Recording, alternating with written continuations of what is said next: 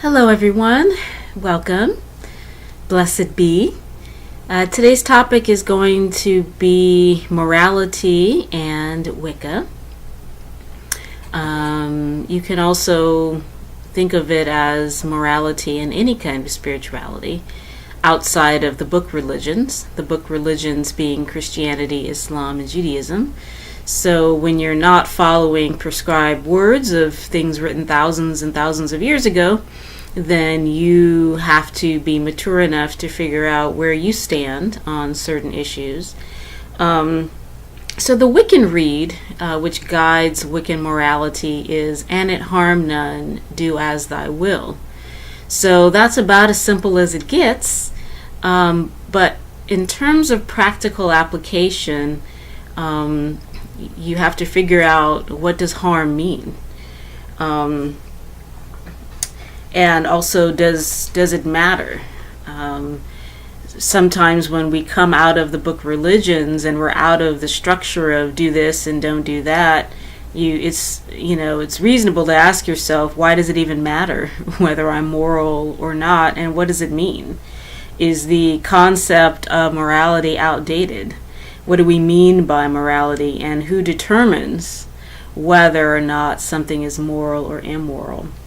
So these are all interesting questions, and I think questions that anyone on a non-traditional spiritual path has to ask themselves and come up with the answers that work for them. So what I'm talking about by morality is I'm saying that morality is living by a set of self-inflicted rules that are in line with your deepest held beliefs. So if your deepest held belief is freedom, for example, your morality is going to be in line with freedom. If your deepest held values, one of them is love, then your morality needs to be in alignment with love. Another aspect of morality, of your moral code, has to be that you could defend it if you need to. If someone were to challenge you and disagree with something that you believe is moral or immoral, do you know how to defend that? Have you thought about it enough that if someone were to challenge you, you could easily defend it? Your morality code has to be a match for the image that you project to others. Where we get into trouble is when we have a public persona and then we have a private moral code that is not a match, and that's why you can become vulnerable to scandals. Some of the televangelists of the bygone era ran into that situation where their genuine moral code was not a match for the image that they wanted to portray to others, and they did not reconcile those things until it was reconciled for them by the legal authorities. Okay. And your moral code should be a match for how you yourself wish to be treated. So it's one thing to say that you believe something is moral or immoral, but is that just when it comes to you? Or what about other people? Do other people have the same freedom that you want to give to yourself? If, for example, you don't believe in monogamy, do you not believe in monogamy for yourself or also for your partner? Okay. As long as it's consistent, you have to make that decision for yourself. But where people run into trouble is when they don't believe in monogamy, for example, for themselves, but they want their partner to be monogamous. So your moral code has to be consistent and not hypocritical if it's going to stand up as a true moral code. And the second issue is, does morality matter? Okay, so some people say no. My argument is that it is very important. And whether you have a religious practice, you follow one of the book religions, or whether you have a non-traditional path, in either case, I believe that morality is important. And these are the reasons why. So if you violate your own moral code, it affects your emotions. Okay, so, and this is why lie detectors are a thing. When non-sociopathic people lie, they feel something. They feel a check in their spirit. And it's minuscule. That's why you need sensitive instruments to pick it up, say on a lie detector. But our spiritual selves are very subtle and finely tuned. So when we lie, or when we live in hypocritical ways, or when we are violating our own moral code in whatever way, we feel something on a very deep level. And whether we acknowledge it or not, whether we perceive it with a conscious mind or not, it does affect our emotions. And because it affects our emotions, it affects our spiritual practice, or whether we even want to have a spiritual practice. Some people are afraid to meditate, for example, because they know that they are not living according to their own moral code. And so there's a fear that if they were to sit still and look within, that would be extremely uncomfortable. Okay, and it would. Okay, it's supposed to be. That discomfort is letting you know that something's wrong. Not something's wrong like you're going to be punished, but that something's wrong that's fixable, and that you need to bring yourself into alignment with your deepest held beliefs. Okay, and so because violating our moral code affects our spiritual practice, and even our desire to have a spiritual practice, it affects the level of respect you have for yourself. Okay, and that's very deep and it's very subtle.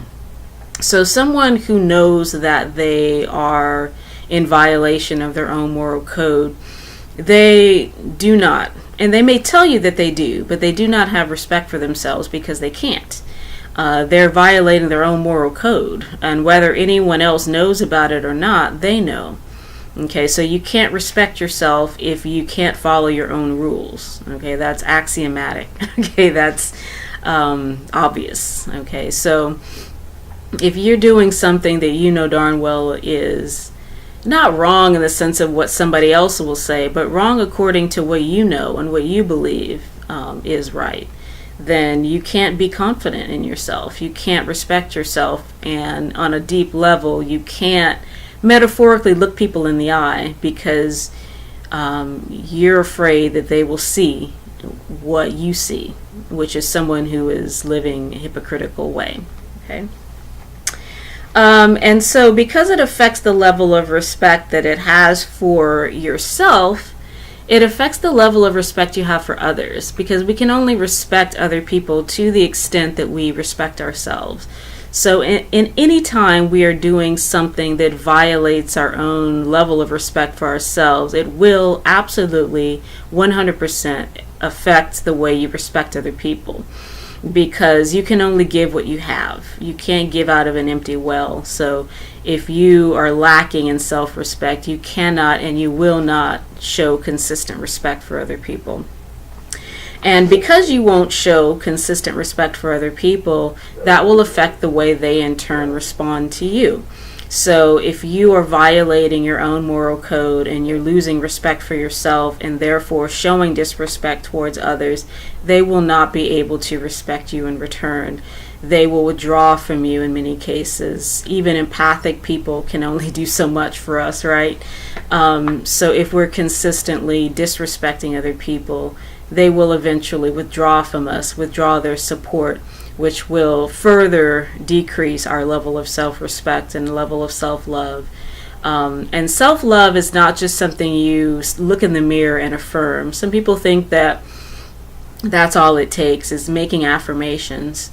I don't believe that. Self-love has to be based on something. So yes, affirmations are very helpful to remind yourself of what you already know. But if you're going to do things that make you lose respect for yourself, then there are no number of affirmations you can say that are going to overcome that. You have to fix things at the level at which they're broken first. And then you can do your affirmations and all the other things that helps you even further raise your self-image and your self-esteem. But you have to start from a position of truth and integrity within yourself. Okay.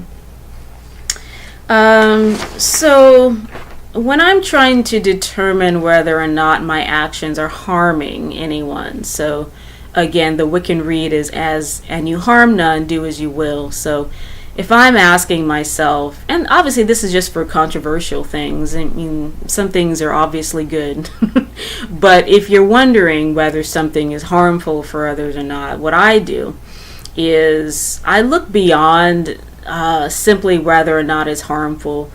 Something obvious like secondhand smoke is harming someone, okay? Sometimes things are not that obvious. So when I'm asking myself if I'm harming, I look at, is what I'm thinking of doing, is it even necessary? Okay, because sometimes, if we want to resolve the problem, maybe the answer is that we just don't do it. If it's not harming anybody, but it's also really not necessary, then, it's fair to ask, is it worth doing? Kind of an innocuous example is Santa Claus. So if you're a parent and you want to, you're deciding whether or not you want to tell your kids about Santa Claus, and I'm not talking about the Yule, the god of Yule, the old god. I'm talking about, our commercialized image of Santa Claus coming to bring presents to all good little children, okay? If you want to spin that yarn to your children, that's up to you. You have to decide if that's harming or not harming. But my way of looking at it is, it just isn't necessary. It's okay for our kids to know that we give them gifts. So I didn't really feel the need to to tell my kids there was a Santa Claus. I mean, I'm Santa Claus, and anyway. Another thing I look at is, if I'm trying to determine if something is causing harm or not, is whether there's a higher purpose. So for example, let's say you are not sure how you feel, you're practicing your own spirituality and you're trying to determine your moral code, and you're asking yourself, what about getting wasted, getting drunk off my butt? Okay, is that something that is in alignment with my moral code, or is it not? Now, no one's going to tell you what you should do or shouldn't do, and that's for you to decide.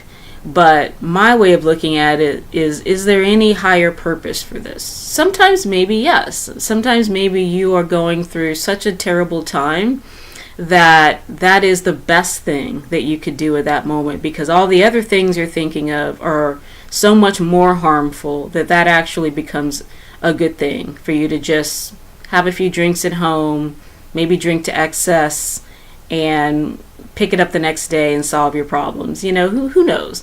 But you want to ask yourself, or I ask myself, I should say, is there a higher purpose to this?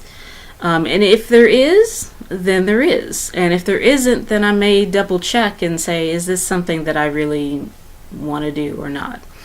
Oftentimes the answer is no. Okay. And then I also look beyond the box and ask myself, is there some way it could be harmful? Because even things that are seemingly obviously good, like let's say volunteering. Volunteering, you would think there's no, or giving to your spiritual center, giving money. Is that good? Well, on the surface, yes. But are there ways that it could be harmful? And the answer is also yes. If the only reason why you're giving money is so that the leadership will look at you as a wonderful person and they will allow you more say-so in the organization, or if you only give when other people are looking, or if someone doesn't say thank you, then you stop volunteering altogether. Okay, so if you're doing it with that spirit, it's probably better to just pass. Don't do it. It's, do it with a pure heart or don't do it, is my moral code. You have to determine what your moral code is, but this is how I go about determining if something's right or wrong for me. And lastly, the whole reason for having a moral code, as I said before, is about you. It's about benefiting you and the way you show up on this planet. It's not about hell. Really, if hell and the threat of hell, if that was the only thing keeping you in line, then I'm sad for you, okay? Because that's something that is for little children. I mean, when you want to make your kids eat their vegetables, you can say something like, well, you can't have dessert until you have your vegetables, or you can't play video games unless you do your homework. I mean, that's fine when your kids are still growing up and they don't have full cognitive functions to make wise decisions. But you as an adult on a spiritual path, you have the ability to go beyond threats and damnations and punishments, and to look beyond the flames of hell and to look towards, okay, what are you trying to achieve and accomplish in your incarnation on this planet? Okay, so even with our children, there comes a time when we expect them to make their decisions not based on threats. For example, when I first went to college, I was excited to know that I could have cake for breakfast if I wanted to. Do I eat cake for breakfast? I don't. Okay. The reason why I don't is because I'm an adult now. I know the reason why people don't eat cake for breakfast. Okay. I don't need anyone threatening to punish me. And neither do you. So you can make your moral decisions without any threats, any fists in your face, any fingers pointing of punishment. You don't need that. Okay. The real reason to have a moral code is because when you have one, you can stand up straight. You can hold your head up high. Because why? Because you're proud of yourself. Because you know that you're living in accordance with your highest values and that no one can take that away from you. It's worth more than money, and it's not something that can ever be lost. You can only give it away, or you can, run away from your own moral values, but no one can ever take that from you. So when you're living in integrity, you automatically have self-confidence. And if you're living out of integrity, there are no amount of affirmations you can do that will give you self-confidence. Okay, so that being said, as always, you matter. You are beloved of spirit. You have a purpose for being on this planet, and thank you for being with me today. Peace and love.